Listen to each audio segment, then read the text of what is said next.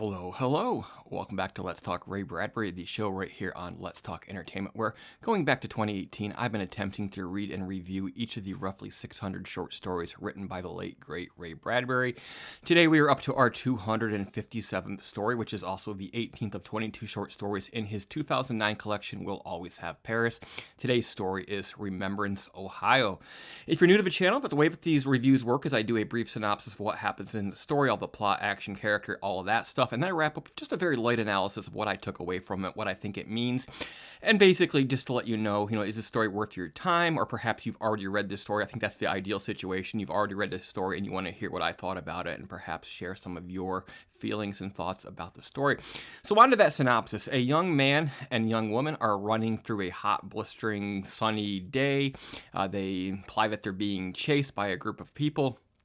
They run through this town, but it's empty, and that's really, really weird, they think. But they continue on. They're headed for the young woman's home on the outskirts of town. Eventually, they get to this house. They sit on a porch to relax, wondering if they've escaped their captors or if they will find them. And they begin talking, and they try to remember the name of the town and where it is. Is it in Ohio? Is it in California, they think? And then they sort of settle on the name Remembrance. They are from Remembrance, Ohio.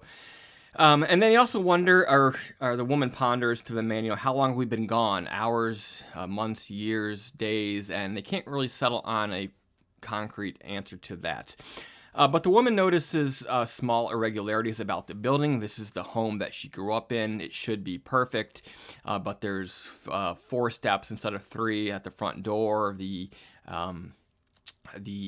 stained glass is the wrong color. Little small things like that. She wants to go in. She expects to find her mother there, and the man sort of tells her, don't do it. You won't like what you find. It's not what you expected. Eventually, the group of pursuers catches up, and they remember that they've come from a place where these pursuers, these captors, had sort of surrounded them to subdue them, but they were wearing white coats, and there's your hint, right?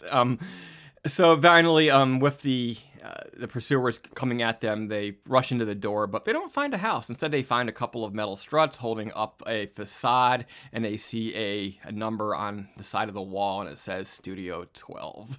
So they were on a TV set, or a movie set. This is a fun little story that sort of keeps you guessing. It's just 5 or 6 pages long. As it begins, you think, yeah, these are just criminals on the run, sort of a Bonnie and Clyde thing, but no. You find out that the town is empty, and that sort of implies maybe it's the apocalypse and they're the last people alive. And then you think perhaps because of the irregularities and having this trouble remembering things, perhaps they are human versions of androids. Perhaps they are on Mars. Mars would be a popular destination for a Ray Bradbury story. But no, it appears that they are, in fact, on a movie set. They are in California. They are in Hollywood or somewhere close to it. Bradbury lived and worked in LA and around Hollywood for a long time, much of his life. He also wrote many scripts, so he had, having been born in the Midwest but coming to Hollywood, I think he was always balancing those two experiences, but longing for the home of his youth, and I think that shows here once again. I think what the story really is about is this thin line between artistry and genius, and then insanity. I think people looking at Hollywood from the outside, we sometimes wonder, are these people crazy? Hearing about their strange behaviors and occurrences and all the weird things that come out of the tabloid news.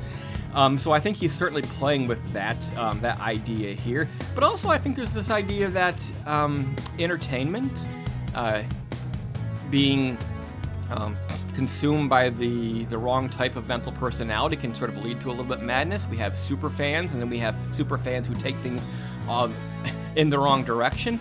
So what effect does the entertainment, the fiction of Hollywood have on people who are not necessarily equipped with all of their faculties? I think that's really what he's touching on here in Remembrance, Ohio. But yeah, that's it. What do you think? Have you read this story? Let me know in the comment section below what you thought about it. And next time we'll be looking at If Paths Must Cross Again, which will be story number 19 of 22, and We'll Always Have Paris from 2009. Thank you, and I'll see you again soon.